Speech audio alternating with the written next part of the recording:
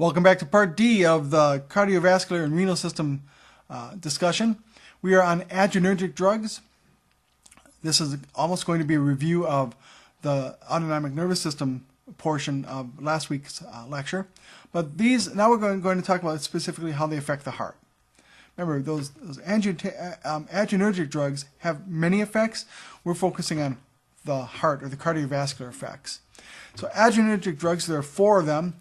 And they've been used since the 50s, and initially they were non-selective. And just like with the non-selective calcium channel blockers, they caused considerable side effects.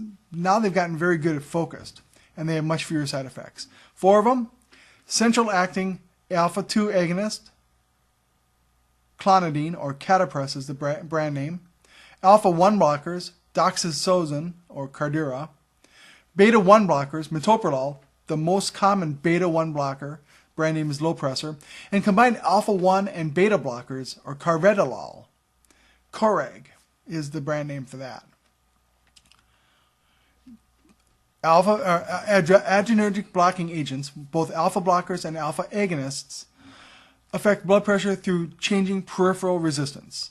It has the sympathetic nervous system activity. It affects the renin-angiotensin II system, and it affects the blood viscosity. So, alpha-2 agonist, clonidine is the most common. Catapres is the brand name. Doxazosine, I just whistled there, doxazosine, Cardura, is an alpha-1 blocker. These are used for hypertension and benign prostatic hypertrophy, or BPH. The effects, well, clonidine has decreased norepinephrine effect, which results in vasodilation.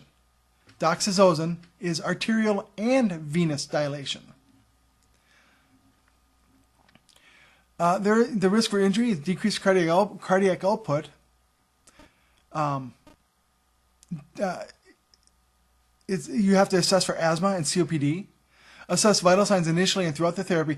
Do not stop this drug abruptly. If you just decide to quit one day, you could have reflux hypertension, which means go from low blood pressure suddenly to very high blood pressure.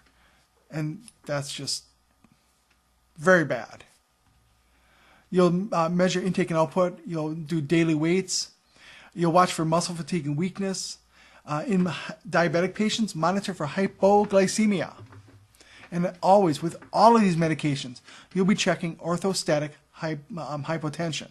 So you'll check the person's blood pressure when they're laying down, and then sitting up, and then standing up. And you are looking to see for a drop in blood pressure and a rise in heart rate. Alpha adrenergic blocking agents. Side effects, dizziness and headaches are the most common. You can have some drowsiness. Orthostatic hypotension is common with almost everything. Bradycardia also, though, low heart rate. Remember, brady is low, tachy is fast. NSAIDs, ibuprofen, naproxen, may decrease the effect.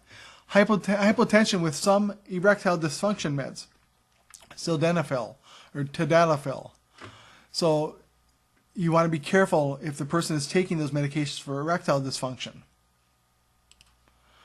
Adrenergic blocking agents, or beta blockers, again used since the 50s, but a lot of side effects. They've gotten much more selective now. These affect the peripheral resistance and the cardiac output. Side effects, CNS, fatigue and weakness, again. Respiratory problems, bronchoconstriction. These are for non-selective agents. Cardiac effects, hypotension is common. Orthostatic hypotension, like I said, with almost everything. You want to monitor BUN, potassium, triglycerides, and uric acid levels, and monitor blood glucose very carefully.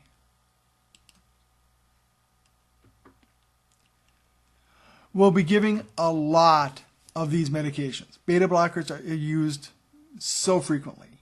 And remember, we talked about they have other effects beyond just high blood pressure. But here we're using them for blood pressure, and they are used very frequently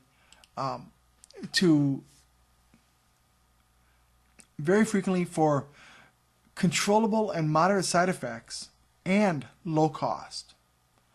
And cost ideally wouldn't be an issue for medications, but the reality is cost is an issue. And beta blockers and alpha adrenergic blocking agents work really good. for low cost in people that can take them. Again, we have some questions we'll be discussing in class. This was a short video. Come back for part E, the direct vasodilators. Oh, sorry. We're going to do that in this section too. My notes were messy. So direct vasodilators are directly affect blood pressure by decreasing peripheral resistance. They cause vasodilation. That's exactly what they do. That's all they do. So here are some major vasodilators. Nitroprusside, or Nipride is the brand name. Hydralazine is a Presaline.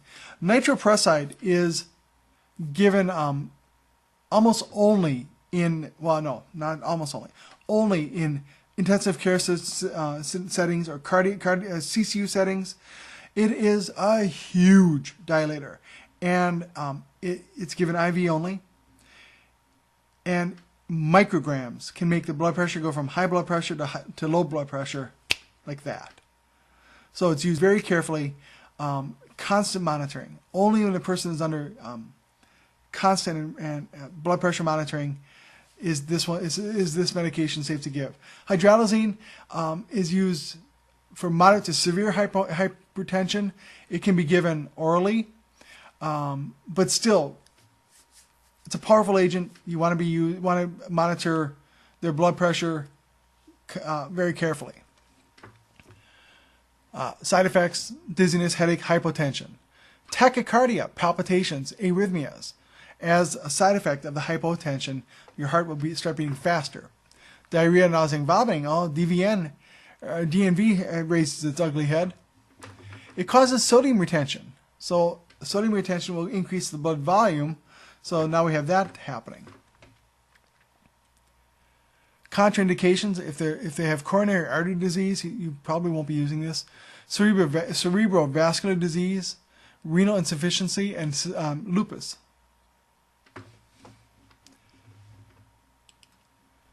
Heart failure is the next topic. So, all right, heart failure will come back in the next segment of the lecture, okay? So this was a short segment, so I have to give you a break once in a while. Come back for the next one.